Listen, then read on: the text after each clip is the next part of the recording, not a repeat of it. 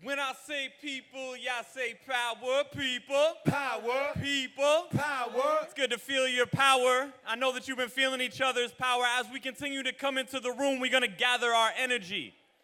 So the people who are in the building right now, do y'all believe in the need for resistance?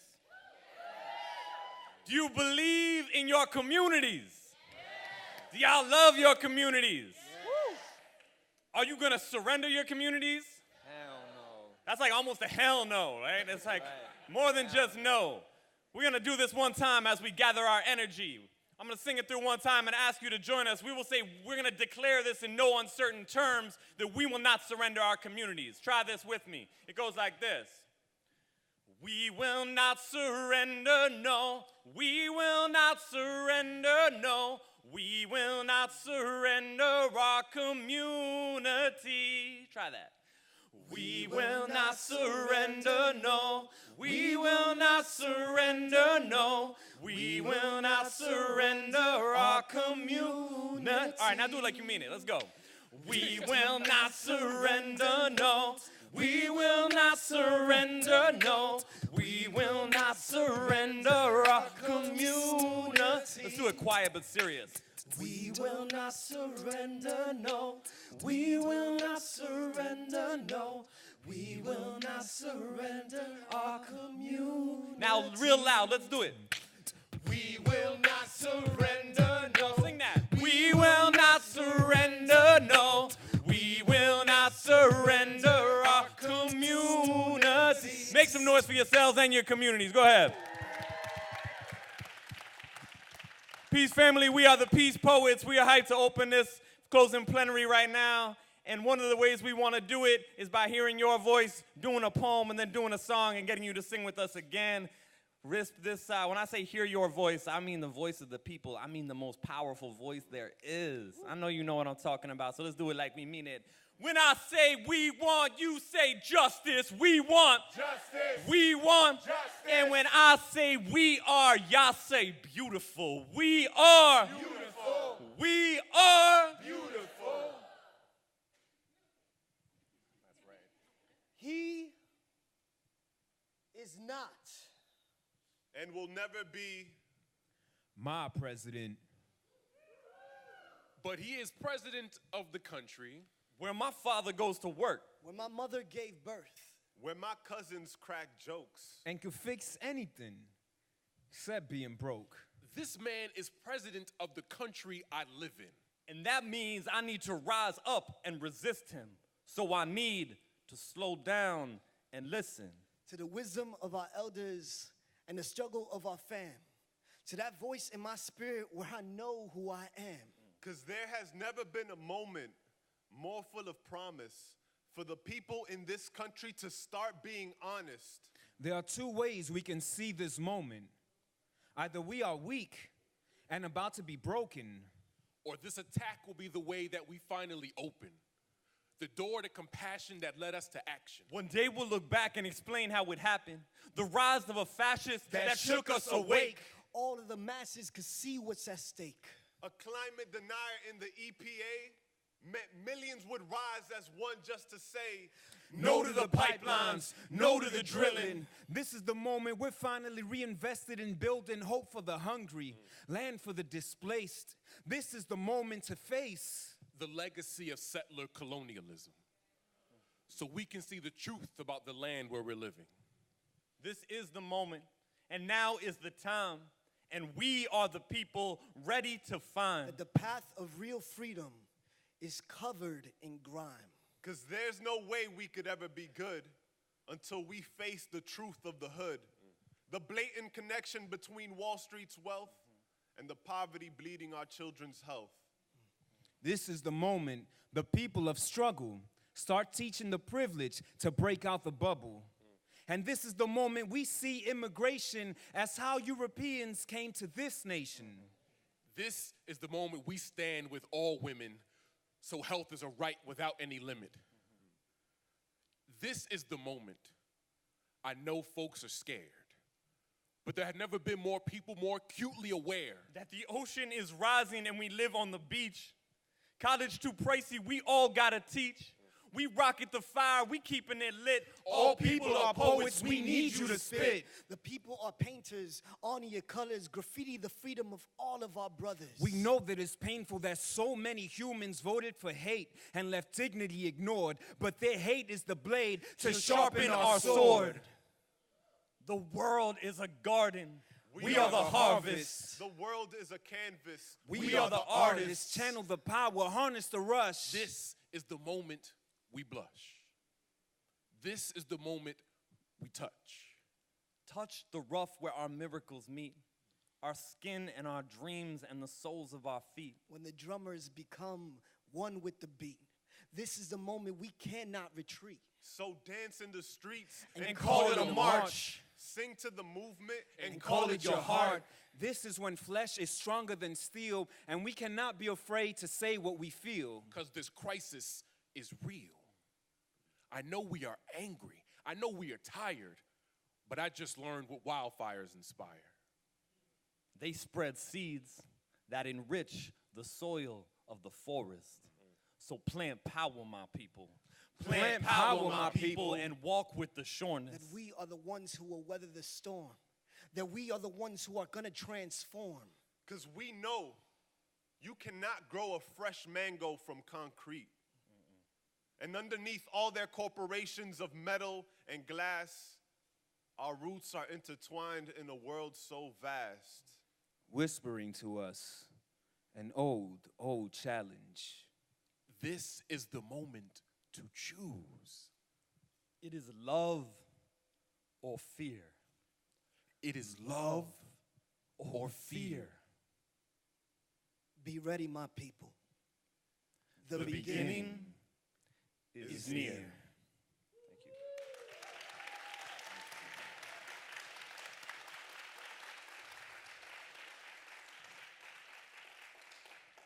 Thank you so much, family. This song that we're going to do to close out and to open up the plenary right here is actually, and folks can keep coming in. I know that I appreciate you all being mad respectful as we're spitting, but get comfortable, because right now we're about to get loud. And when I say we, I don't just mean the five of us. We're going to ask you to sing with us. This song is called Oye, and we're going to do it like we mean it. We're going to get loud. We're going to declare. I want to hear you do this with me right now. Can y'all say, no human being will ever be illegal? No human being will ever be illegal. Well, you already know that line. The rest you're gonna learn as we sing it. Let's do it.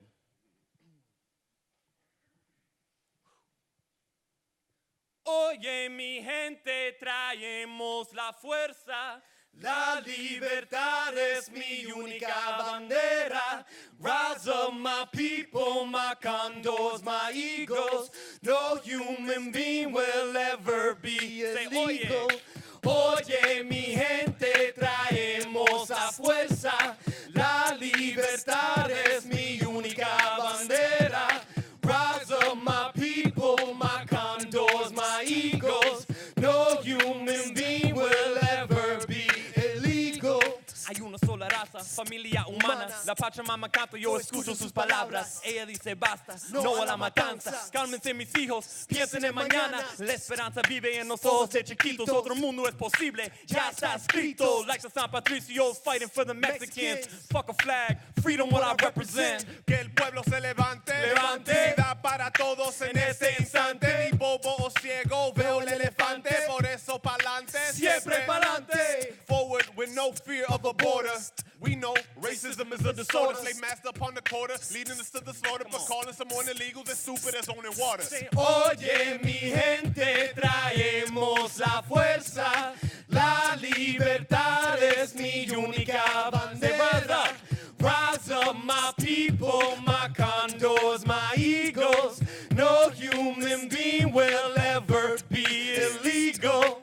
Hypocrites colonized and enforce borders. Cowards take over power for law and order. How you move to new places, set up gates, and displace folks based on race, lacking act of grace. Perception changes your information. White folks in Brooklyn, it changed their situation. When they do it, it's gentrification. When we do it, they call it immigration.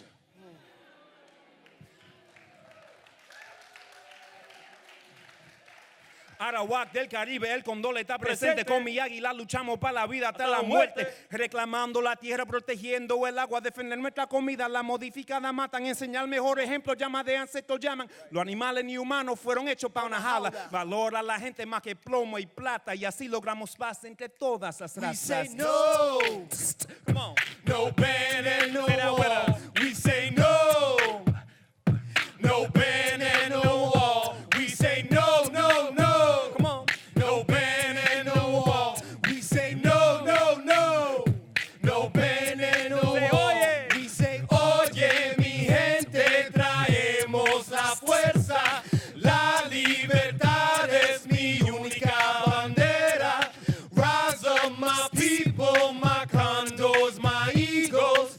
No human being will ever be illegal. rise up. Rise up, my people, my condors, my eagles. No human being will ever be illegal.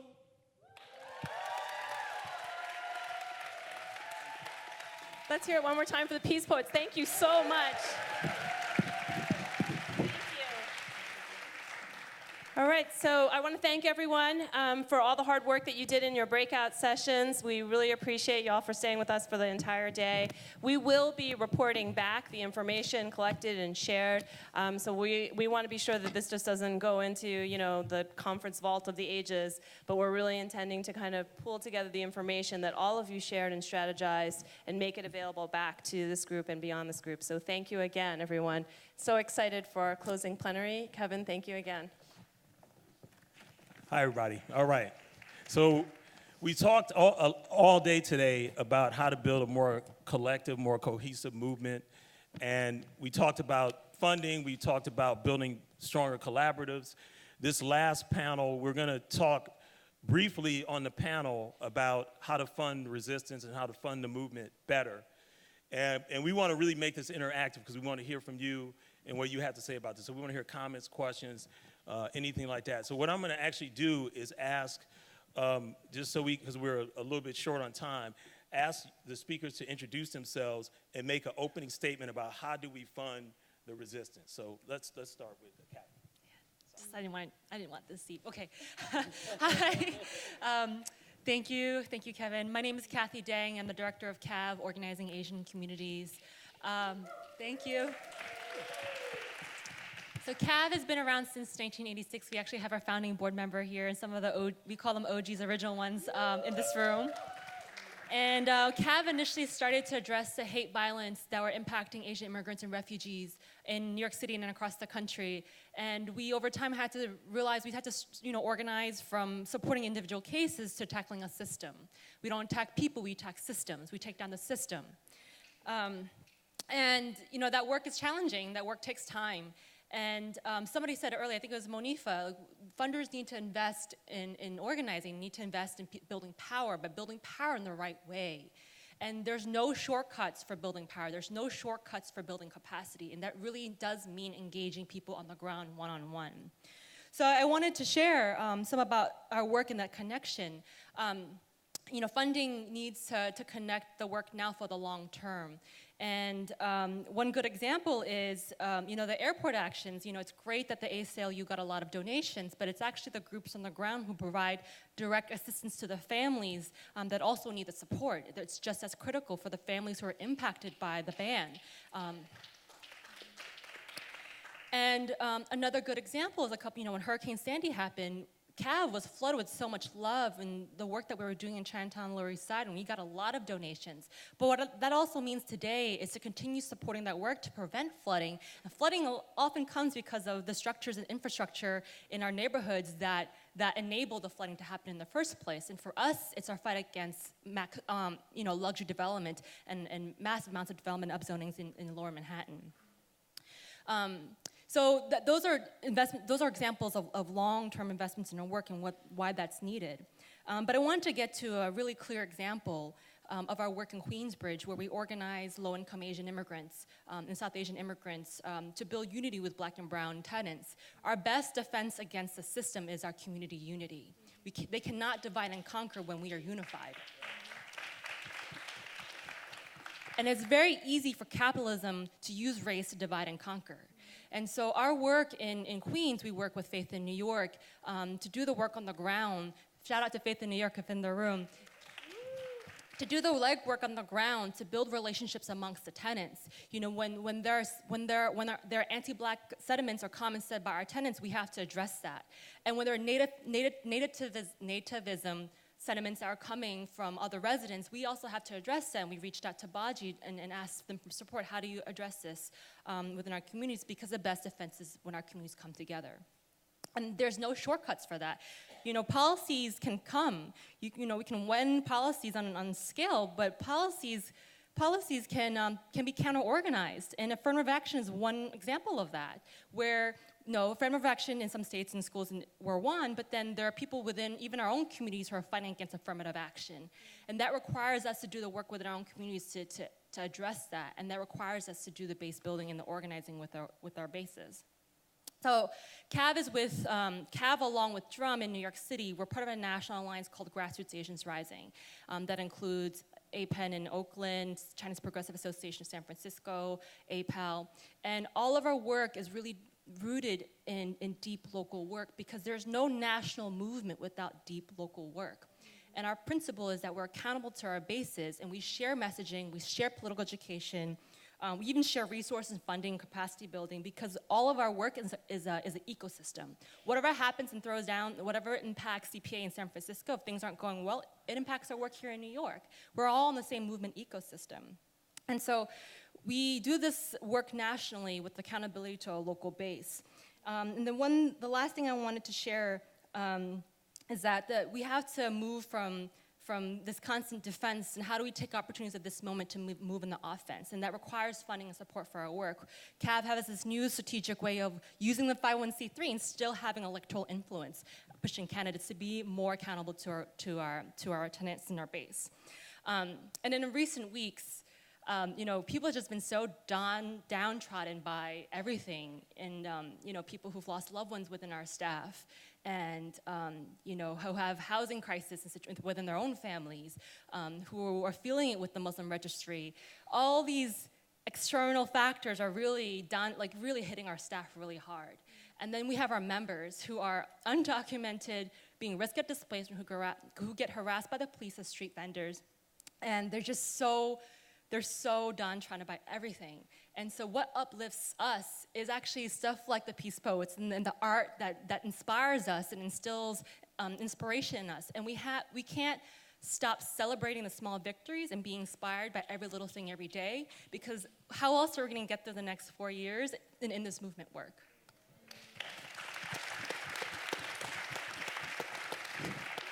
Okay, so I'm next. I'm Mo George. I'm the new executive director at Picture the Homeless. So I said this in the last panel. I'll say it to you. I've been there 110 days, yeah, right? And I've told I'm doing better than 45, so I'm good. Picture the Homeless is 17 years old, started by 2 men of color who were in the Bowery mission on the Lower East Side, who actually wanted folks to actually do what our organization's name is, to actually picture the homeless and not just see them as somebody who was out in the street or sleeping on the sidewalk or on the train, but actually look at their humanity and actually look at the fact that they are citizens of this city, they have a voice, they have power, and they can collectively come together and invoke change. So they founded Picture the Homeless under that premise that homeless and homeless folks can come together and build collective power to change systems in New York City. And that's what they've been doing for the last 17 years. And I get the privilege of actually working with them. The one thing I think when I would talk to funders about, actually it's 2 things. One, I think we need funders to be a little bit more intersectional. And to tell you a brief story, when I was first asked to sit on the panel, I said no. I said, I'm not going to sit on a panel that just talks about housing when it comes to homelessness, because that actually means that it's just about housing. It is not just about housing, because if it was just about housing, folks would be housed, right?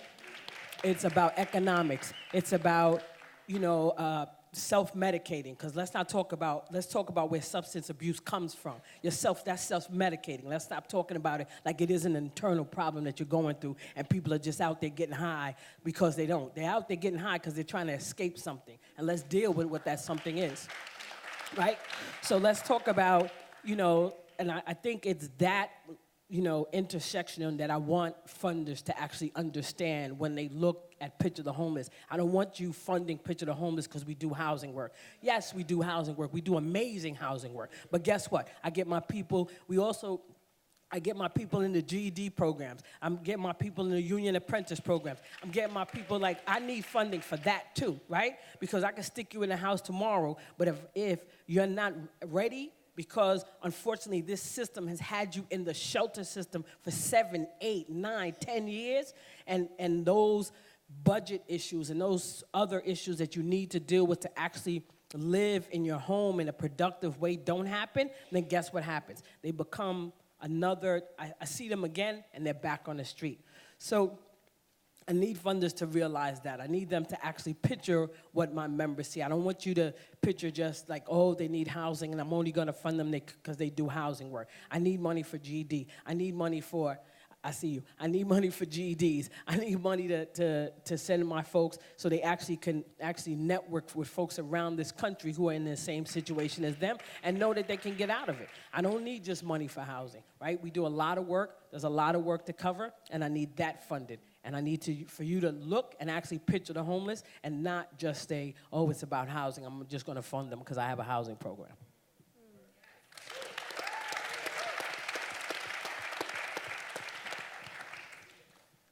Hi everyone, my name is Ime Ho, and I'm the Executive Director of Resource Generation. I think I also started just over 100 days ago, so different kind of 100 days, our 100 days. Resource Generation is a national membership-based organization. We organize young people ages 18 to 35 who have access to class privilege and wealth to leverage their resources for social, economic, and racial justice. I say that, and people still raise their eyebrows at me, kind of like, what?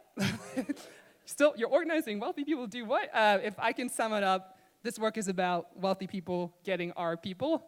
It's needed, it's important, and we're here to do it, especially in this political moment when we have a president who won a campaign partly through the lie that being wealthy equals being qualified.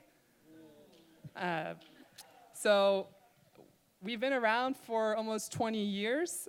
We are feeling so during those 20 years, wealth inequality has exacerbated, has gotten much worse, and we're feeling the urgency of this political moment. And we know we exist because at one point, Trump, his administration, his billionaire cabinet, they were all young people with wealth at some point in their lives. And Resource Generation, we're an intervention. We're a wedge in the 1%. We're here to show wealthy people that there's another way forward that involves transformative solidarity with the 99%, and that this has to be the other way forward, or else we're not going to survive together. So, and we wealthy people, including members of my own family, we will stand to become even richer during this administration. Given the policies that Trump has already put forward with his tax reform and the dismantling of healthcare reform, just basically transparent ways that wealthy people are stealing from the poor, we know that we are going to get wealthier through this administration, and I say that that's unacceptable. And in fact, I would say it's also immoral. And we know that, our members know that. Shout out to the New York chapter, by the way. They're in this space, and they help co-sponsor this event. And so what are we going to do about it? So a really important role we have to play is as donors and as individual donors to social justice movements in supporting grassroots organizing on the front lines, which you've heard time and time again today. Some of our members have pledged to give away any money they receive through the tax benefits or tax cuts. And many of our members are involved in giving projects and giving circles with partner social justice foundations around the country, funding local work for the long term, making multi-year pledges, and giving to the grassroots front lines. And this is what we've been hearing all along. That work needs to continue. It's more important than ever. And we need to fund for this moment and for all the work that needs to come in the future. We also have a really important role to play to push back against the individualistic donor-centric model that's being pushed out here right now. And you might see a New York Times article about just recently about how like if you appeal to somebody's individual sense of achievement, they will give more money if they're wealthy. So you're a hero, you gave, instead of we're all in this together, that actually the we're all in this together message doesn't go as well. And resource generation, we actually think is really important to train donors to think of the collective and to get out of this individualistic, my money is about my own accomplishment model, because we can't build collective power if we're constantly splintering to try to appease like every single donor's individual interest. So instead of focusing on what donors need, we believe that donors need to serve the movement's needs. And building these kinds of donors that hang in there to support the movement long term, it can be done and is being done. It is being done right now here in this room. It's being done by North Star Fund. So, and I promised Corey I'd give a shout out. They're launching a new giving project in the fall, so please consider joining. We also know that money, while important, it doesn't solve everything. And we know that actually what it's going to take is grassroots organizing, shifting systems so that there's structural change. We have to resource the movement effectively, and we can't expect that just throwing money at problems is actually going to fundamentally restructure our economy or fundamentally restructure the ways power works in this country. So we also organize our members to have a role in systemic campaigns for structural change. And for example, our DC chapter right now is part of the DC Fair Budget Coalition. They're testifying at city council, they're writing letters, they're publishing op-eds to say, hey, as wealthy DC residents, raise our taxes, don't cut them. Raise the taxes to support the social safety net for all of us and for our community. So we also need to leverage our stories and leverage our connections. The politicians that we golf with, the people we went to prep school with, the business people our parents may know, in order to use all the networks we have to support and flank grassroots movements for justice.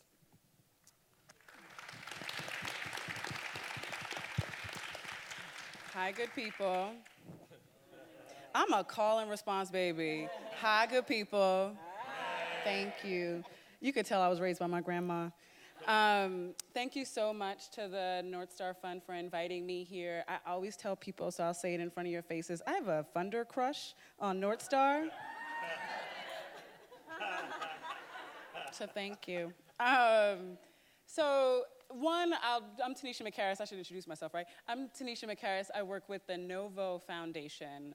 The Novo Foundation is a 10-year-old global private foundation that was started in 2006 with the commitment to really support movements that shift a world from one that values exploitation and property into one that values people and human dignity. And so, thank you. And so a part of that work has been really centering ending violence against women and girls around the world, and seeing that as a core movement for us to move from a world of exploitation to one of love and in human dignity. I'll also say, just in who I am, is I'm a Black woman who never thought I would be in philanthropy. When I committed myself to loving my people and to Black freedom work, philanthropy wasn't necessarily a job description that I was looking for, right? Give away money, huh? I still try to explain that to some of my family members, right? And in part, because there's not necessarily pathways to philanthropy for most of us who care about freedom for our people, but that's another conversation for another day. But I say that because for two reasons. One is for those of us who are in this funding foundation world, who care about the freedom of our people, we do it because we have seen, or some of us have been in the position ourselves, where we see the ongoing trauma of what it means to challenge state violence, both in movement work and in our families and lives, and then deal with the trauma of having to raise money from foundations who, one, don't get it, or trying to create or sustain a dynamic that continues to harm you and dehumanize you. And I wanted to be in a position where I could help support my people so that they can spend a little bit less time talking about philanthropy. And so I say both those things because it's important for us to talk about, when we're in philanthropy, what it means and why we're here, and what our commitments are.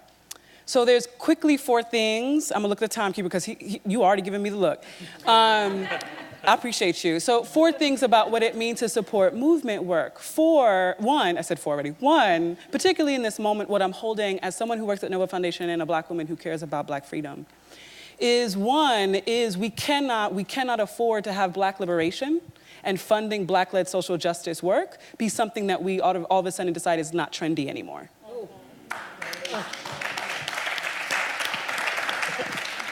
And so I think we have to pay attention. 1, I was already in a space and in a place where I saw it become trendy and sexy to talk about Black freedom.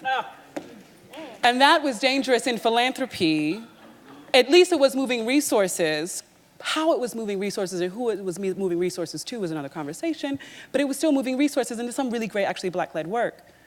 But now, since the election of that thing, we are seeing the erasure of Black-led work being important for something to fund. And even when we talk about what is happening in the crises that we're in, we're also seeing an erasure of how Black folks are showing up or how Black folks are being harmed.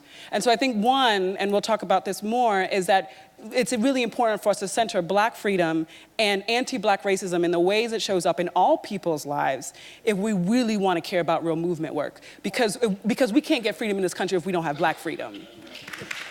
The second piece, really quickly, is what does it mean for us in philanthropy to center those who are at the locations of incredible vulnerability to state violence, but hold the most power because they will get us free. And so that is both at the intersection of race, the intersection of gender, the intersection of sort of class, the intersection of geography.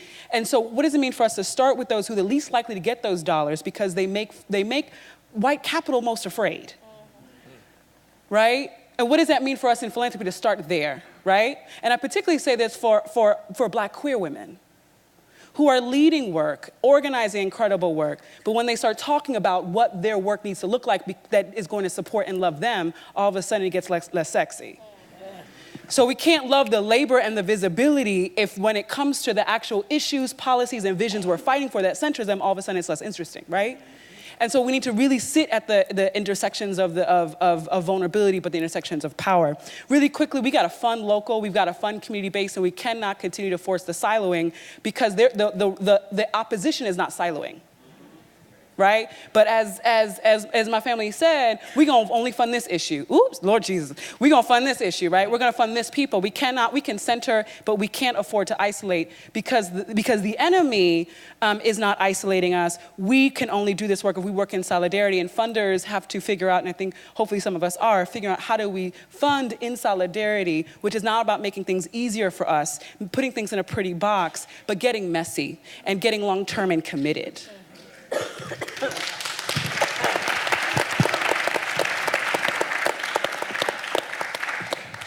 So prior to the start of this panel, Tanisha and I started to have the conversation of how we got to philanthropy, so I'd love to continue that conversation. My name is Camila Magwali. I'm a director of programs at the New York Women's Foundation. Very, very happy to be here. Thank you, North Star, for inviting me, and among friends here on the panel. The New York Women's Foundation is celebrating its 30th year of existence, and so we're very happy about that. Thank you. We have been around for a long time, and I think supported many of the same organizations that both North Star, Novo, New York Foundation, others have supported. And we are the largest women's fund in the United States. But with that said, we're only now touching the close to $8 million mark. So although we're the largest, we're still quite small in the funding landscape. And so thinking about foundations that are focused solely and clearly on the lives of women, girls, and gender nonconforming individuals, that world is very small. And Novo is now in that space, 10 years strong, and I think setting incredible pathways on a national and global level to help hopefully bring other funders to the table. You know, from my perspective as a representative of the foundation, you know, one of the things that we want to be clear about is that the necessity to support bold solutions, bold and innovative solutions to the tragedy that has ensued, but really actually was going on prior to the election of this president. What I think he has done is sort of amplified these issues and sort of brought out his partners in crime on this. But these are things that I think many of the organizations that we have funded have been dealing with for quite a long time, and we've been investing in a long time. You know, I remember a couple of years ago when we had folks who came to us and said, we want to close Rikers. And I know that other funders thought that that was a crazy solution. I know our mayor thought that was a crazy solution for quite some time. But it took bold organizers, advocates, people on the ground, people being brought to the table to say, this is real and this will happen, and it is going to happen, right? And so you need people to be coming out with those kinds of ideas, those quote-unquote crazy ideas that funders like us will say, sure, we'll put some money on the table, and then I'll bring my funder friends, because they need to be funded. I remember working at Harm Reduction Coalition years ago, and I remember when they talked about Narcan being in the hands of all drug users so that they can prevent overdoses that are happening right in front of their face. Drug users don't need to die. And that was a crazy solution. And now it's there. It's in the hands. Not as many hands as we'd like it to be, but I remember when those ideas were considered crazy. And it was just among a few, and now it's broad. So I want us to continue as funders to continue to fund what are considered bold and, in some circles, crazy solutions, because they can happen. I also think it's important that we support the people power, right? And so we recognize that we have these sort of institutions, these organizations, and I think, you know, they're important, but the people at these organizations are the lives that, as funders, we need to be caring about and be focusing on. People may stay at organizations, they may stay in the movement, but these are leaders that we should be supporting in all ways, shapes, and forms, whether to grow in their leadership, whether to survive in their leadership. It's not easy being at the helm of organizations that are attacked. I remember Kathy facing incredible opposition for supporting a lot of our colleagues in the Black Lives Matter movement and things like that. And I think it's important to continue to support leaders who are at the helms of these organizations. I also think that funders like the New York Women's Foundation and our partners should be giving meaningful grants. What does that mean? So we talked about the idea of issue hopping. Last year it was sexy to fund Black Lives Matters and all of that, and now this year it's sexy to fund immigrant rights and all of that. But understanding the connections between these issues and recognizing that funding Black Lives Matters and funding immigration rights movements are the same thing because they're working together. Funding the work that they're doing, funding their connections, and allowing them all to move forward. Deeply investing, broadening our investment, thinking about how we can give general operating support, which the New York Women's Foundation does as well as others do, because you need to pay your rent in addition to implementing your programs and advocacy as well. I think it's also important that we consider how we as funders can support growing the pie, right? And so that's also about bringing other funders to the table who may not have thought that these are their issues too. I know that the New York Women's Foundation and Novo are together and being a part of the Fund for Girls and Young Women of Color. And being at the beginning of those conversations and now broadening the pie in terms of the investment in that population by bringing funders who never thought that girls and young women of color were part of their target, people that they should care about, but recognize that through this fund they can do that. And so building that pie by bringing people to the table that didn't think there was a place for them, but there is. And then just finally, thinking about the idea of funding even beyond your own mission and your focus areas. So the New York Women's Foundation, we fund in economic security, anti-violence and safety, health, sexual rights, and reproductive justice. But we also know that this is a time when we can't even silo our work and our funding to be able to fund the things that matter, right?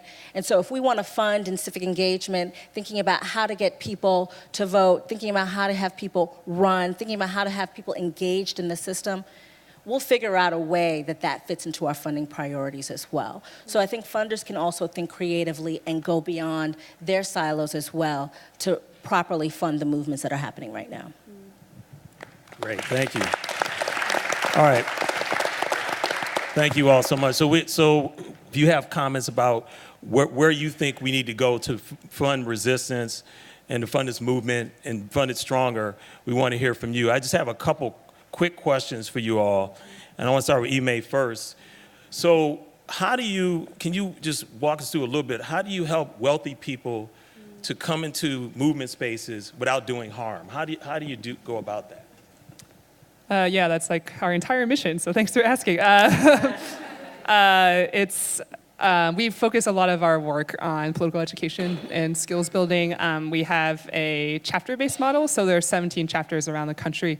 When members first join, one of the first things they usually do is join what we call a praxis group, the idea of putting practice into action. So that curriculum, we do class privilege 101, the racial wealth divide.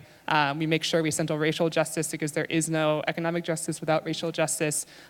We do giving plans. We do how to make a budget. I didn't have a giving plan until I went through a resource generation praxis group. So there's a lot of work we do in terms of bringing people together in this kind of like caucus model of other wealthy people doing peer education and skills building. So then when we show up, we're grounded in who we are, what our story is, how our personal story is connected to structural systems of racism and of wealth accumulation, and why our families do have money, or how we came into money, how that's connected to other systems. And so that when we're acting, we're coming from a grounded place. And we've also learned about patterns of class privilege, of taking up space, of wanting to come up with the next new idea, of maybe being a little bit flaky because there's a lot of other things that we could do with our time and it's not as urgent, and like really checking ourselves with that, so that when we show up, we can be grounded, we can be humble, we can be transparent. We're not trying to hide or downplay who we are, instead bringing it in a grounded way. So. Thank you. So I'm going to stick to the donor conversation a little bit, go to Camille. I'm curious how, you mentioned breaking down the silos. You mentioned some of the things that you need to fund now. How are you talking to your donors about this, about thinking differently in this moment about how they need to give? Well, I think it's kind of going back to what I just said, is that recognizing that the rules that we've created around our funding are our rules. So we created our focus areas. We created the time in which and the length of time of how we fund and who we fund, and we can easily change that. I think about our board of close to 30 women from all walks of life, from all political affiliations, corporate, not-for-profit, arts, whatever. And, but they all have come together for the central focus and mission of promoting economic security among women and girls in New York City. And so they recognize that there's some commonality around that, but they also recognize that the game has changed and that they can easily change the rules in which they do what they do. So that's one thing, is that there's no fear in sort of shifting and changing in order to be able to respond to what's happening now.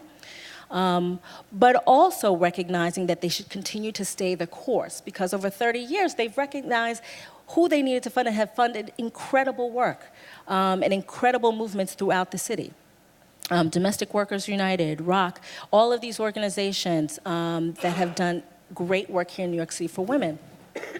So it's about sort of staying the course, but also understanding that there are ways in which they can use their dollars in different ways, whether putting money on the ground now or even going bolder and bigger with the kinds of money that they want to put out there, funding different groups together, but also going deeper. Reflecting on the size of our grants. I think we're in, conversations around that right now. Is it enough, And funders and donors who have come to us, because we are a public foundation and we raise every dollar that we invest, they want to know how they can be a part of this, and then say, they have to be a part of these conversations that we're having. So that's really sort of the approach that we take with our donors. Thank you. So the last piece on this funder side is the relationship. We haven't talked about this a lot, but the relationship between national funders and local funders, and how that relationship can be good sometimes, and we can build really good relationships like you all have over on this side, and then it can be challenging sometimes. So Tanisha, what I'm curious about is, a national funder, how do you view New York in the landscape of all the work that you're funding across the country and globally, actually? Awesome. So I have three different answers for that. I think what's been really important for us at Novo is it is not okay for us, and this is a value of ours, it's not okay for us to be able to just fund things thousands of miles away and not take care of home, right? And so it has been really important to be able to partner and invest in movements that are in the places and in the place that we take up a lot of space. And so that is one, shows up in our commitment across New York State, but including in New York City, one, in our commitment to indigenous folks. Because I think it's the acknowledgement that actually the land that we sit on, we're here because of colonization and the genocide of indigenous people. And so there's a deep commitment that we have to indigenous folks across North America and a commitment that we have here in New York. So that's one. The second is the New York City Fund that Camille shared about, and a part of that is the New York City Fund is an example for how we believe that we need to actually be supporting local philanthropy and local leadership. There is something about, I think, global and national philanthropy, and I love some of my colleagues. I don't like all of them, but I love some of them. Keeping it funky. But that when we are talking about in social justice language, we'll talk about, yes, we need to support movements and we need to support the leadership of movements, and yeah, those who are directly impacted need to be centered, except for when it comes to grant-making decisions, right? And so that is something that I think philanthropy has to struggle around, and I think the New York City Fund is an example of saying the ways that we need to think about funding locally needs to be that we actually invest in the thought leadership of that local community in making grant decisions. And so that's a part of how we're moving forward, and particularly a part of how we think about the New York City work. And also in our commitment to local New York City movement work, after the election of that thing, it was important for us to figure out best ways to double down and to increase significantly resources in organizations that are at the center of vulnerability right now, and that includes in New York City. The last I'll say is about our practice. I watch way too much television because my mind hurts sometimes, but like there's this one metaphor that I'll use is I want to be a 24/7 person. Some of y'all know the TV show I'm talking about now. And I don't want to say that I care radically about change and radically about my people and care all about these values only when I'm at my job 9 to 5. Or not maybe when I'm at my job 9 to 5, but when I leave my job. Actually, I need to be 24/7 about freedom. And I think institutional philanthropy, particularly when we're in New York City, how do we be 24/7? What vendors are we using when we're in New York? What contracts are we using? And what are the ways that we're either taking up space or not, or not, that are reflecting the very values of being a New York City resident, right? And so am I actually using women of color, queer-owned, black-owned vendors to have my food, right? And am I making sure I'm paying them what I would pay a white vendor? I mean, seriously, and so there's ways that I think that as folks who take up space in New York as a national foundation, we are figuring out even beyond the grant making central, but in everyday practice, how are we honoring the city that we are in that we take so much from? Thank you. So my last question, I'm not trying to put an okey doke on y'all. This question from the last session. So the last session we talked about smashing capitalism and creating a new economy. We didn't talk about reform, we talked about a new economy. We did say that. So, but I want to get real frank and real here about this. In order to do what we were talking about at the last session, now you're talking to individual donors, you're talking to funding institutions. How do we need to fund this differently to actually get to that? Because that, to me, that's the big question. I mean, because we need to have this resourced, and we, in philanthropy, if we're going to smash capitalism, we have to get smashed a little bit in that too. Right. So I'm just curious your thoughts about how we go there. So I think the first panel, and I can't really see, but the first panel, there was a sister that was talking about, and we're all sisters and brothers in here, regardless of color, let's just talk about it, because you could be a lot of other places but here. So who talked about long term, right? It is annoying. Let me talk.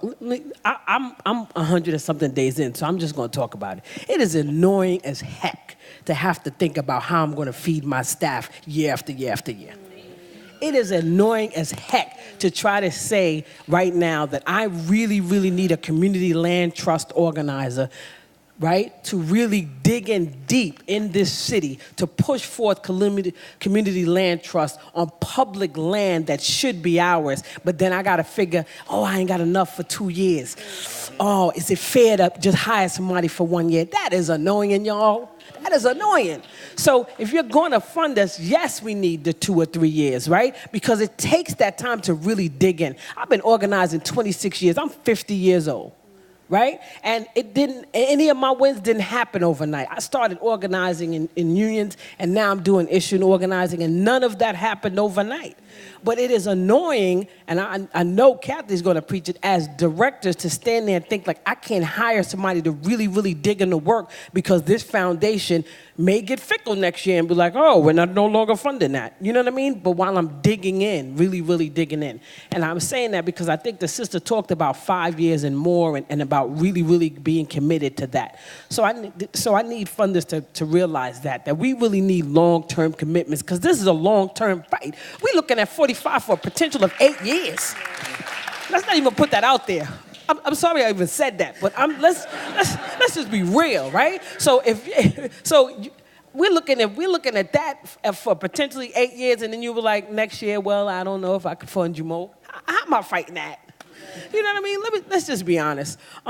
There's one, and then also two, I think folks in the room. I need also not just funders, but I need folks in the room to come on, because I think y'all think because you're not funders that you're not funders, but you are, right? The work is important. Homelessness is important because we all 2 checks away. We all 2 checks away these days, right? So I need that to be in there as well, and I need folks to actually care about what they see when they go home outside, because everybody in here is going to pass a homeless folk on their way home out here. So I need people to start remembering that we actually care about each other.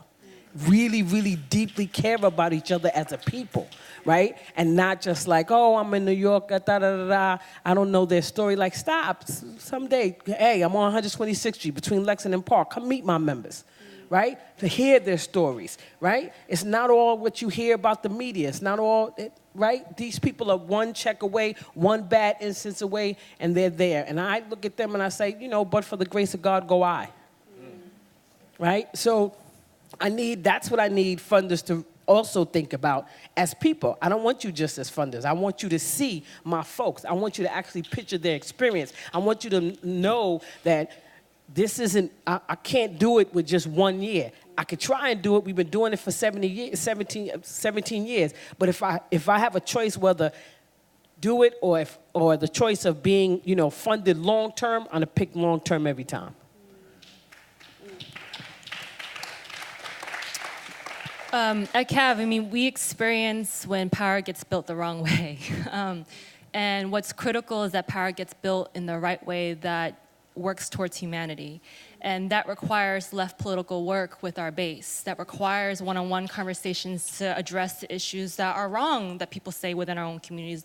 The political work that they do is wrong. That's against everything that we fought for. And so funders have to see that political education and political left work is part of movement building. That's critical. Second thing is that, I want to start this as an example. A couple days ago, we were having our staff meeting, and I was trying to start a round of appreciation, but they're like, no, we got to get to talking about the work. I'm like, no, actually, appreciating one another is actually part of the work. And we are so quick to jump to wanting a victory, wanting some kind of update on where the policy campaign and where are we with our numbers, with our base. No, part of the work, and the reason why I brought up the peace poets, the reason why I bring up art and appreciations is because all of that, victory parties, small celebrations, small victories, that's all part of the work, and that has to be funded. I've been doing these political studies, and logistics is what revolutionaries call it. I don't know how else to say it in our work, but logistics meaning the grind of doing donor fundraising, the grind of getting a whiteboard for our office or a blackboard, the grind of getting sanitation to come pick up our trash. The logistics is actually just as important as an analysis, is just as important as community organizing and engagement of our base. And that is why operations and general operations is so crucial to our work, because logistics is actually glue that makes everything happen. Logistics is actually how Ho Chi Minh won the war in Vietnam against US imperialism in Southeast Asia. It's how you maneuver and move supplies around and transport people around. So that is why I brought up celebrations and victories and art and culture and appreciations, all that we want funders to see that's part of the work. Thank you. Okay, so what do you got to say? Tell us what you have to say. Is anybody, are you, oh, there you go. Okay, good.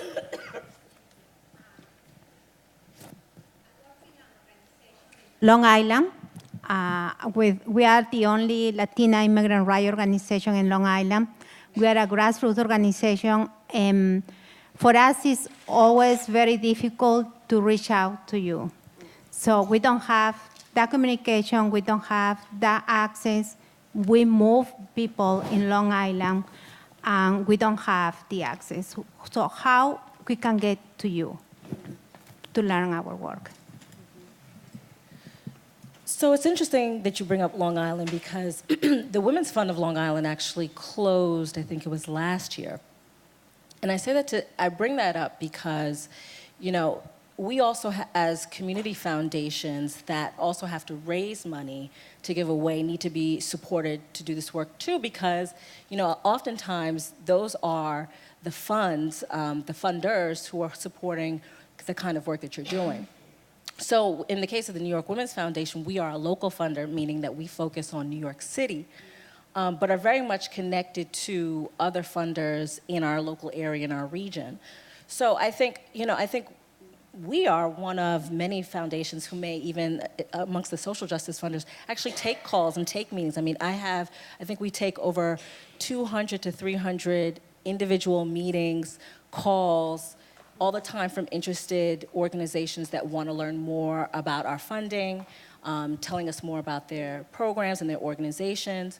We ask people all the time, just invite us to events, invite us to meetings, invite us to any of the things that you think it helps for us to understand your work better.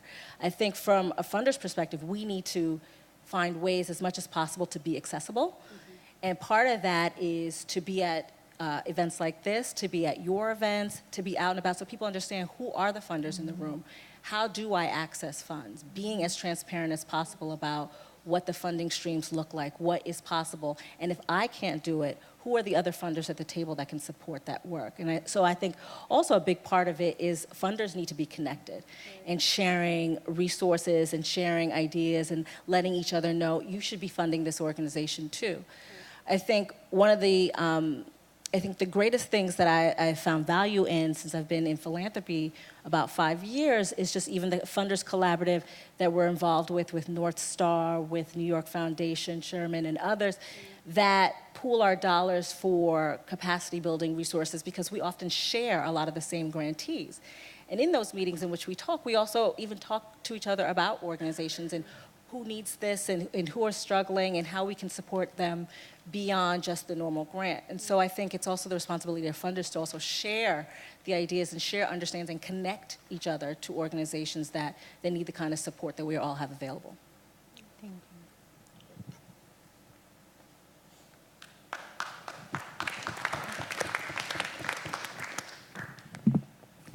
Good afternoon, everyone. My name is Linda. I'm the executive director of Damayan. So the center of our work, thank you. The center of our work is helping survivors of labor and human trafficking. And last year, I thought we did a breakthrough when we had, share of a federal grant through a national grantee, but we lost it this year. So,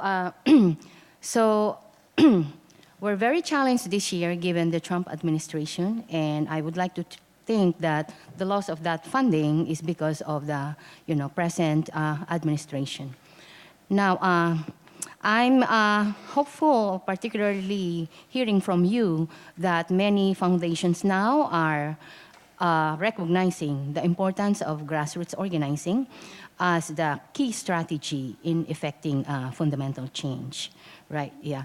So, but my question is, For organizations like us, that many of us do not really have special skills, for example, in grant writing, because we are a membership run and led organization, I was wondering if there's a way that, foundations could streamline the process in applications. And is there, yes, and is there a way, is there a way for us to educate you more on, what we do? Because you judge our work mostly on the grants that we do. So if we are not good grant writers, we're in trouble, right? So, my question is centers on that. And secondly, how do you convince national funders to support grassroots organizing?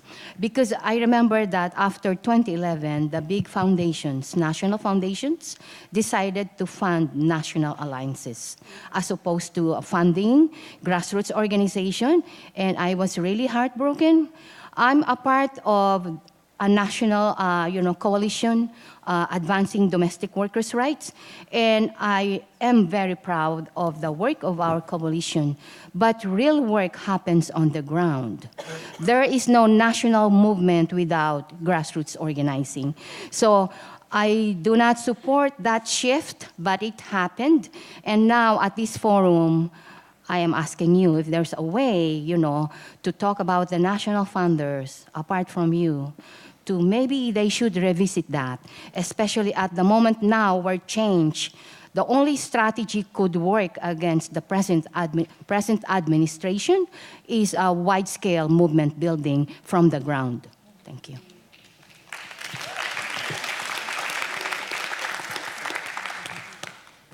So I'll take the application question, the grant writing piece. So I do hear you on that. I think that there are a lot of funders, and I know that our president and CEO, Ana Oliveira, is a board member of Philanthropy New York, and there have been conversations around the simplifying the grant-making process.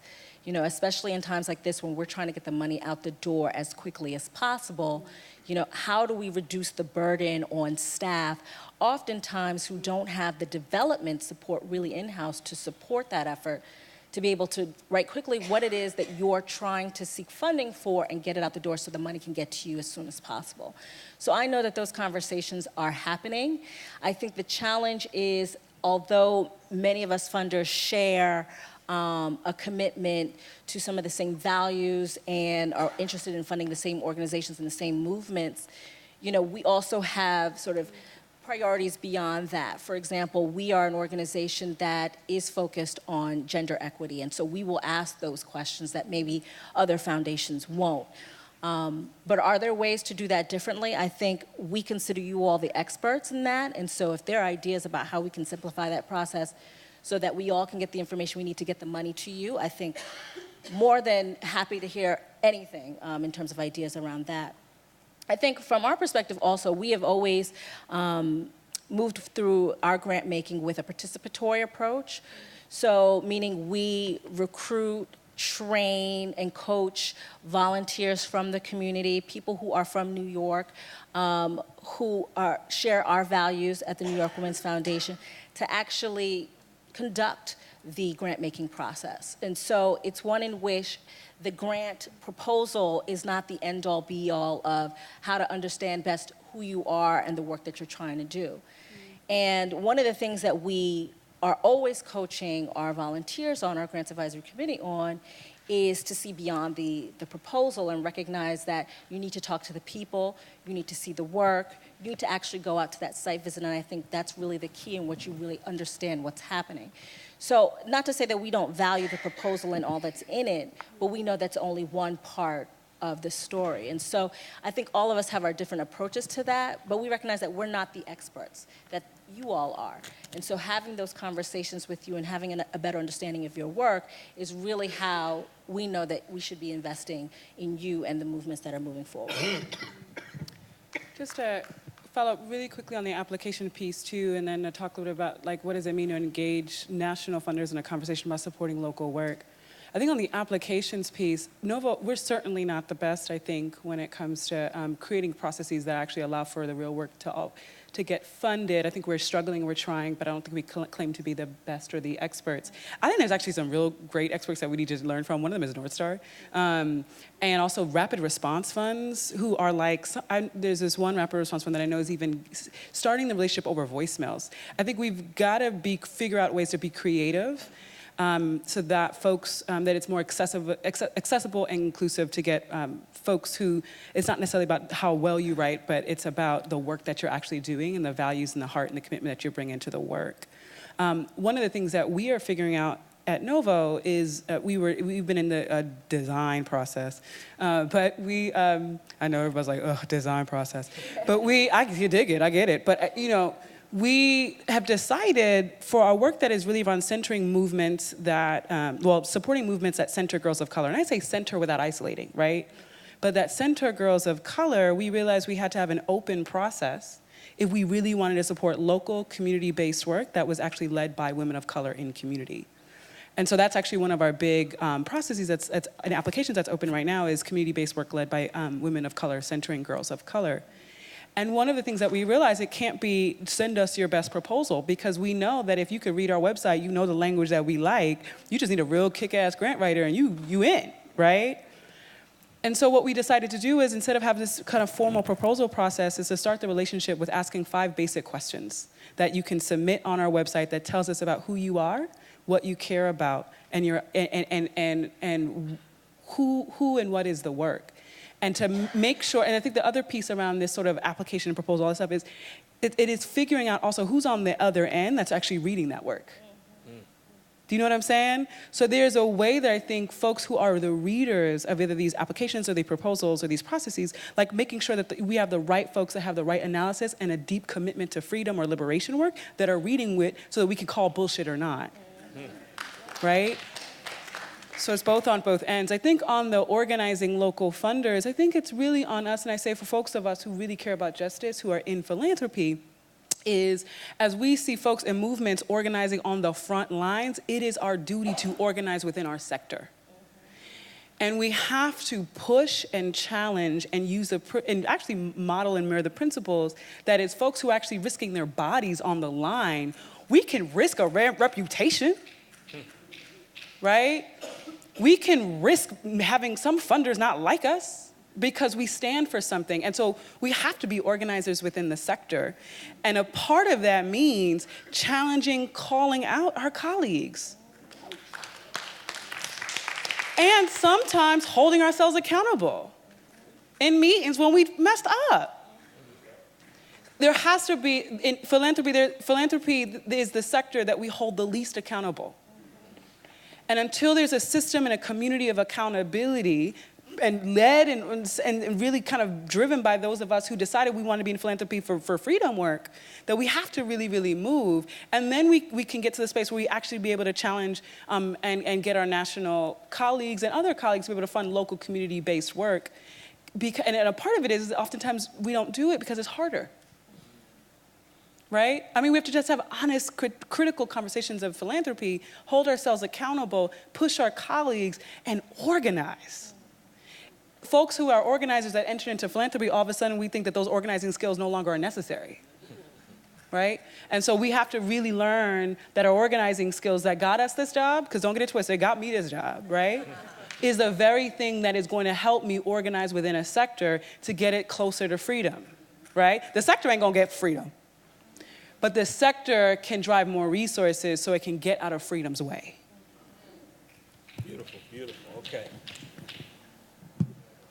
Hi, I'm Tracy Gardner, and I work with Legal Action Center, which is a law and policy organization working on addiction, criminal justice, and HIV. We've been around for about 45 years. And actually in our earlier session, we were talking a little bit about the need for intergenerational work across the ages, across the kind of generations of the work. So Tanisha Nova Girl, a 10-year-old philanthropy compared to, and I'm not dissing New York Foundation and New York Women's Foundation, but this is a clear example of a blend of the older, established, and the new. And Novo wouldn't be doing and talking the way it's talking if there wasn't a foundation laid, if you will, by North Star and New York Foundation, New York Women's Foundation. And you talked a lot about, you know, you're evolving with the work and the landscape, and that's fantastic. So two things I'll kind of dangle. One is, right, you know, the idea of direct representation, or people directly affected being represented at all levels, and that includes at the philanthropic table. And it has to be done in a way that's not tokenizing and that's not about the fad and what's sexy. I grew up with HIV/AIDS as my social justice lens, but HIV was also the sexy thing for foundations to do, and then it became not sexy, right?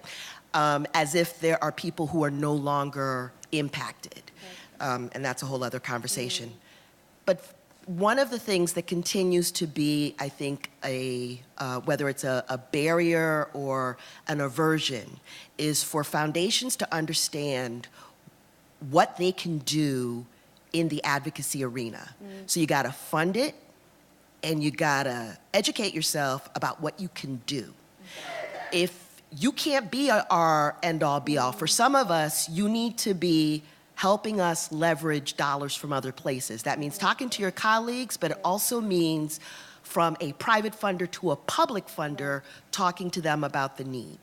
And so I guess I would say we need foundations, we need philanthropists, we need solo philanthropists to push the edge, to do more in terms of the edgy work that you're typically afraid of or that your boards will tell you to stay the hell away from. And that is the advocacy work, the political work. We can't blow it up if we don't know how it works. And we've got to learn how it works to dismantle it. And that's what you've got to support. Thanks. Thank you.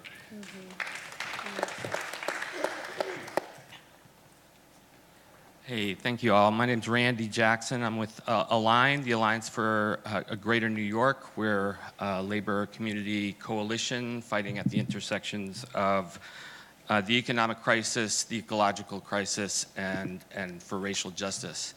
Thank you all for your presentations today. I had some comments and questions around three components. One is movement building. The second is municipal and state power building, and the third is climate.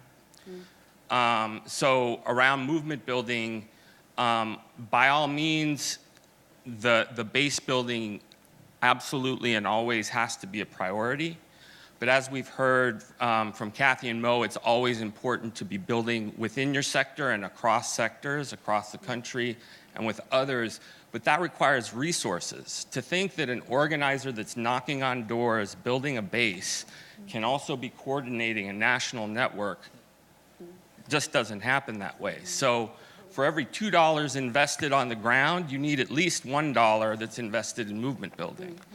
So social movement justice infrastructure needs to be built, and it needs to be built with the leadership from the people most impacted by the issues on the ground, to be able to determine what that infrastructure looks like.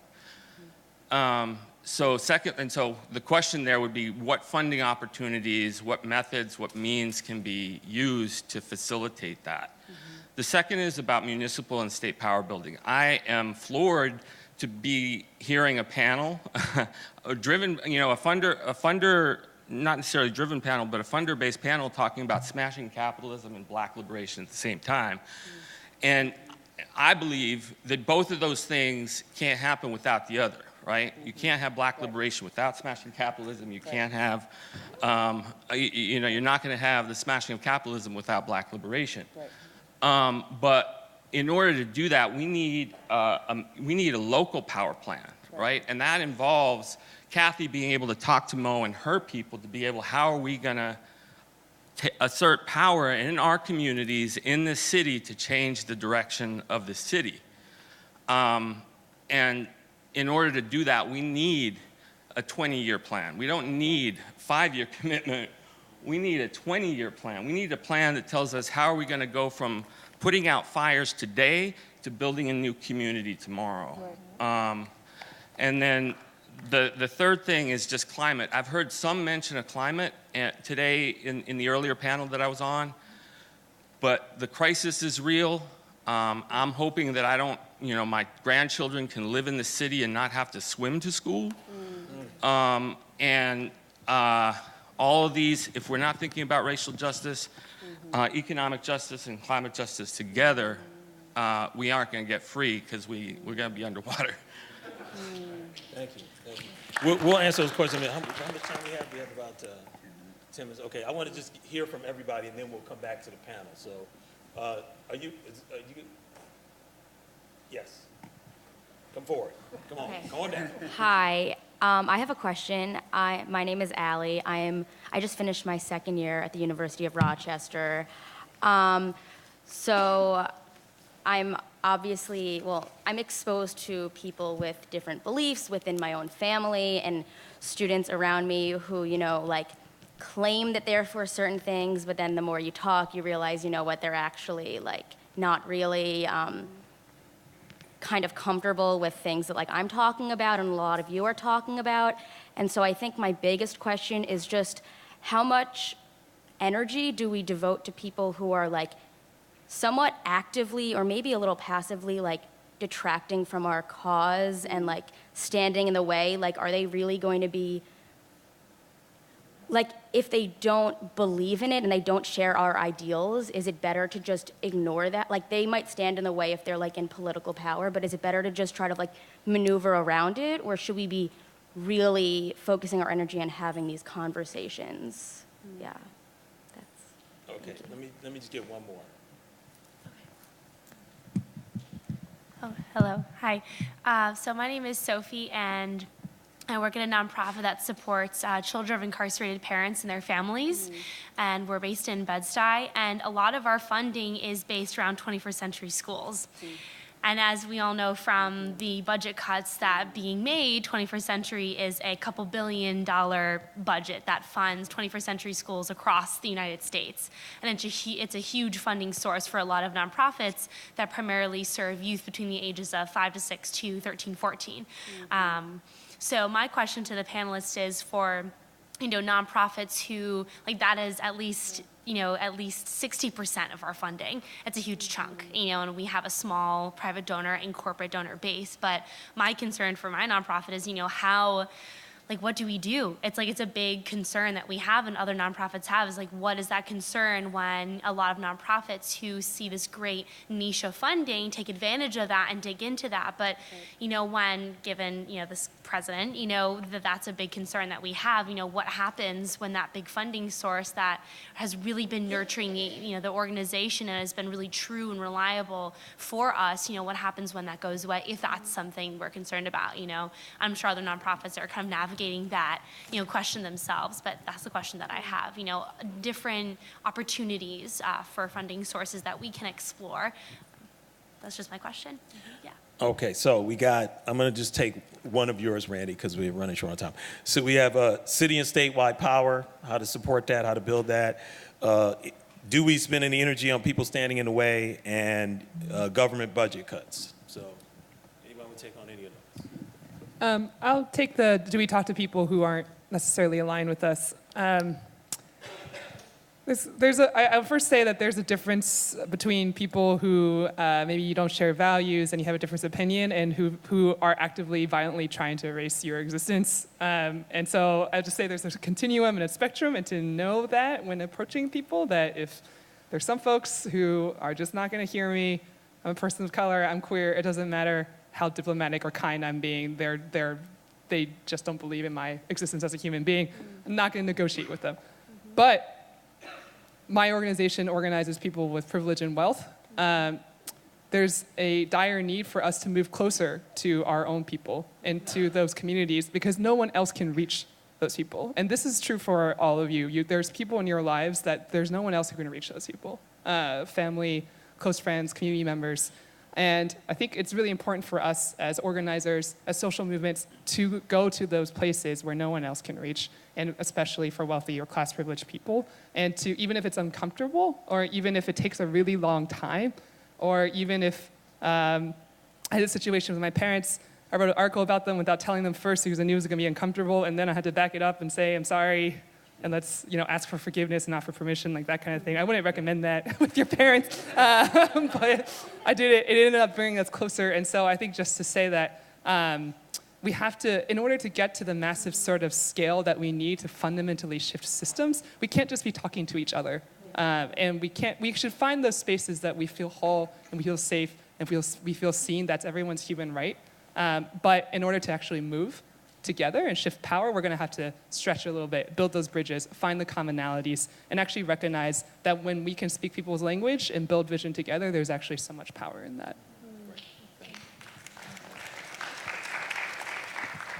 I just wanted to comment about the movement building piece. A while ago, I was actually saying if anything ever happened to Picture the Homeless, CAV would be impacted dramatically in the housing landscape. Because oftentimes it's PTH and CAV who are like the more radical ones. Our solutions are impossible, and we're like, no, it's possible, you have to believe it's possible. No, the world is possible. Which is our karaoke battle theme anyway. But the movement ecosystem is just so important, and how without Picture the Homeless, CAV wouldn't have much to actually lean on when it comes to pushing more radical lines, because we need to center Black homeless folks in this work when we talk about the housing movement. So that is important when we talk about the movement ecosystem. The second thing is I'm glad Amaha's here. Amaha's become I pick his brain a lot, coming from Oakland Rising, and the movement building piece is actually the grassroots Asians Rising. I'm the one who's drafting the press releases and okaying it, but I'm also in these spaces where I'm doing movement building nationally, and then also trying to buy supplies, all at the same time. In one day, in 1 hour. But it's impossible. And our allies at Chinese Progressive Association San Francisco finally were able to raise enough money for a movement building staff person. So it's that person's full staff time to convene us. We need an organizer to organize the organizers. And because of that, we were able to build this national alliance. And it is something to consider Amha was sharing in Oakland Rising, they had groups locally in Oakland come together to share individually about their local work, in their neighborhood work, so that they can build a city movement. And that is a model that we're looking for. And so the movement building piece and actually supporting that and funding that is actually really critical. So I want to touch on I think it was the city and state piece. So I think you can't build one without the other. At least you can in New York State. Right? I can't just concentrate on policies that are coming out in New York City and not think of what policies are coming out of New York State, right? And, I know when I talk to my members, we talk about that. We talk about what is the strategy for New York City wins and what is the strategy for New York State wins, right? We went up with our colleagues at Vocal New York to fight around the numbers of homeless people across New York State. And, folks were like, oh, well, I thought you were city-based. Well, that's stupid, right? You know what I mean? Yeah, my office is in the city. But there are homeless folks all across this state that the governor should care about. Just like the mayor should care about homeless folks here in the city, and the governor should care about homeless folks here in this city and vice versa. So I think that you cannot have one conversation without the other, right? Because I think we've been having divided conversations for too long, and just concentrating on the city and not concentrating on the state, and then you stretch yourself beyond measure trying to fight up in Albany and then fight in City Hall and then go up in Albany and go in City Hall, and it just sends you crazy.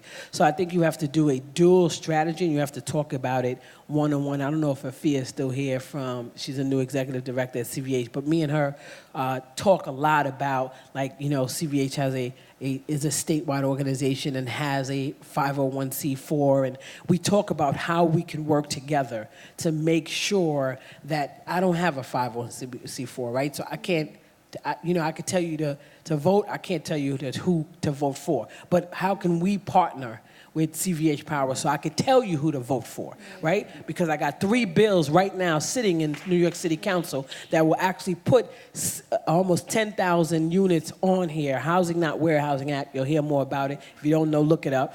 That actually deals with empty warehouse departments in this city, and I can't get it out of City Hall. But guess what? There is a city council election and there's a mayor election, and we are making sure that we're going to work with CVH. So I'm going to tell you who to vote for, because I'm going to tell you who is not voting for putting actual units back onto empty units back onto actual online for homeless folks in this city. So I think you cannot do a city strategy without doing a state, especially if you want to move folks in this city. And just also to touch on climate change. Here's another thing that I think people think that folks who are homeless aren't impacted by climate change. Yo, my folks are out there 24/7. It doesn't, when it was 90-something yesterday and people got to go in the air condition, right? They got to come in my office, but then what happened at 7 o'clock at night when I closed? They had to go back under the Metro North and smell of smoke. So, you know what I mean? But people don't think about that. They don't think how climate actually affects homeless folks, right? But they're actually in the element. They're actually out there. So I think that we, you know, what I said before, that we start to really have to think about the intersectionality between issues and not just thinking it's one thing. People are impacted about everything we do in this city, and I think we really have to know that. Great, thank you. So we have about 1 minute, 47 seconds left. So I'm gonna take one last, you get the last question, and You know what? This is tough. I was already on stage once. yeah, we wanna hear your question. 137 left, okay. Copy. All right.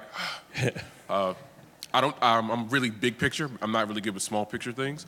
I kicked it with a Mayan elder a few months ago, and they were like, time is the only resource humanity has. It's the only creation humanity's ever had, really, was time. I was like, that's dope, that's crazy. And then I thought about resource. Typically, resources are issued so that folks have time to do something. I'm an artist and an educator, and I would do more art if I could afford to do more art. But my education is the resource which pays for my art. I'm familiar with trusts as they exist in capitalism as a closed circuit to keep money funding oppressive systems. But I've also considered what redefining an antitrust is, and having various funders close their circuit of economics to support, to give resources to folks who need more time to create a 20-year plan. But I've never seen that process laid out, and it just exists in my mind, and I have no clue how to make a unified fund for the work that we do to make that more realistic, so that we have more time and can eat, somehow exist in the society, and also address somehow that even benevolent funders get their money from malevolent capitalism.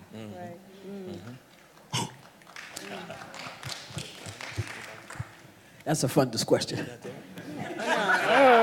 Does anybody want to say something? Do you want to end that there? I know, I'm looking like... we got about 1 minute left. Okay, really quickly, what does it mean to resource time? It is actually my dream, I'm not there yet, to fund sabbaticals. Ooh, please. I think we have to really also interrogate what it means, considering sort of capitalism and philanthropy's relationship, to say we will only fund people to do labor. I think we have to interrogate that. And what does it mean to fund people to think and imagine? Particularly in this moment. And so it is something that I am, and I think a lot of my colleagues are wrestling with. And also, people are tired. Talk about it. And there is a way, right? There is a way I think we can fund people to have the time and the spaciousness to think, to take care of themselves, to imagine, to reflect, and have it not be about compromising movements. And this is from the scarcity model. Well, if we take them away, then what's going to happen? Well, then you fund sabbaticals, or you fund people to free up their time, and then you give more money to fund someone else to take it up. But this is, I think philanthropy has some time to go. And I think the other piece really quickly, I'll also say, and this is something we're actually actively in conversation about too, is we are going to continue to be committed at Novo, and I think others, to funding incredibly community-based nonprofit C3 organizations. We also have to figure out how to fund folks working outside of the C3 structure. And we have to get ourselves to a place where we are, when, you know, folks were talking about that thing getting elected, I was like, man, is this a time that we could talk about breaking the rules? Because every rule has been broken. So if we in philanthropy don't figure out how to break some rules, how to bend some rules, then we are going to continue to be a part of the problem. And so I think that we're in a place now where we can figure out how to bend some rules to get resources to folks that are working outside of a structure, in the case that those folks are centered in movement work, and working inside the structure is just not a part of what will create the most power for them and for their particular movement. Although I still think there's incredible nonprofits doing work, and we will always be committed to them. So I think both is funding folks who are individuals, and I think, and then a part of that is we cannot forget that arts and culture work is a central part to movements. We have never been free without culture. And so all of that, I think, is wrapped up in sort of time and funding individuals. You got little bit. Okay, go ahead. Itty bitty Go ahead. sentence. Okay. Just in the fact that, you know, I welcome these conversations like in my office, right? And so what I think is important is that you challenge us here, but also challenge us in our office, in our space. I think, you know, I think funders are often talking to funders, and they need to talk and have grantee partners lead, and organizations lead, and individuals lead. And then it's our responsibility, and I think what we're trying to do is sort of push ourselves further in terms of how to use the dollars that we have available to us. And so, you know, for some of the folks that are with us in our office and may be scared to have these conversations, but pushing us allows us to think a little bit differently about how all the work is resourced. So that was my little itty bitty. And that, see, now you're going to go to a little bit. Okay, go on. All right. No, how art and culture is part of the organization. It's real quick, I promise. That healing is also another component. And we have to proactively heal, and that's what needs to be supported and funded, because if we don't heal, we can't build resiliency. Okay. That's a great way to end it for now. Now you can take all this and go to the reception after this. But thank you all for this conversation. Thank you, everyone. I'm so sorry. I know you're all anxious. I want to thank everyone. I've got 2 invitations and a request. First, I want to invite you all to be a better, more active member of the North Star community. There's many of us here today, and I'd really love to hear from you all, and really love for everyone to be active in our space. And you can email me anytime. I'm Jennifer@northstarfund.org. Second invitation is to invite all of you to join us at a reception in the cafe that's sort of just at the foot of the stairs. So I know you all just want to get home, but it would be really great to have some time to toast all of you all and to thank you for your work. Finally, I have a request, a housekeeping request. There is an event happening in this room in just another half an hour. So if you brought something in, please take it out with you. So let's give a great round of applause for our closing plenary folks. Thank you.